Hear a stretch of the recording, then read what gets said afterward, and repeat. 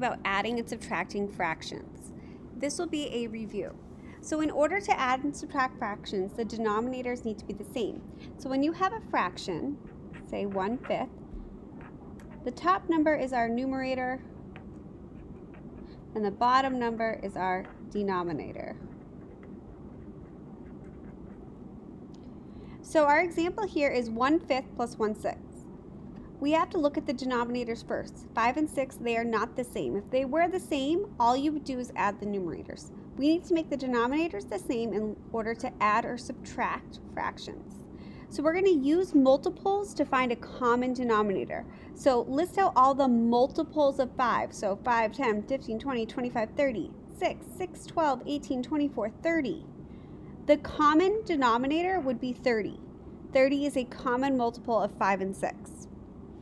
So we take 1/5, and we know we need to have 30 as our denominator. So 5 times 6 gets me 30. What you do to the denominator, you always have to do to the numerator because that would make it an equivalent fraction. 1/5 is the same thing as 6/30. Then we do the same thing with 1/6.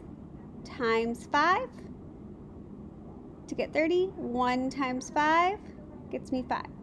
Our new fractions that we will be adding together are 6/30 and 5/30. They are equivalent fractions to 1/5 and 1/6, so we're not changing the problem.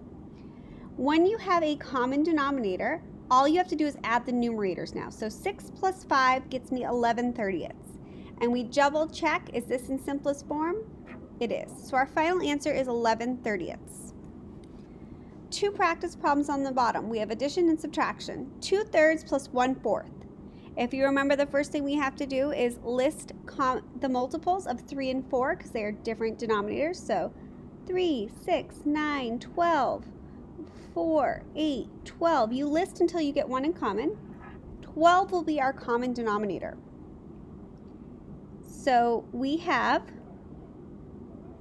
3 times 4/4. 4/4 is equal to 1, so you're not changing the fraction. 3 times 4 is 12. 2 times 4 is 8. And 4 times 3 gets me denominator of 12. 1 times 3 is 3. We add it together. 8 plus 3 is 11 twelfths. Check to make sure it's the least it is the least fraction. Yes, it is. And next we have 4/5 minus 2/7. List out your factors of 5, 10, 15, 20, 25, 30, 35, 7, 14, 21, 28, 35. 35 is our least common multiple. Times 7/7 gets me 28/35. Times 5/5, 10/35. So we add them together, 28 plus 10, 38/35, and we can make that into a mixed number.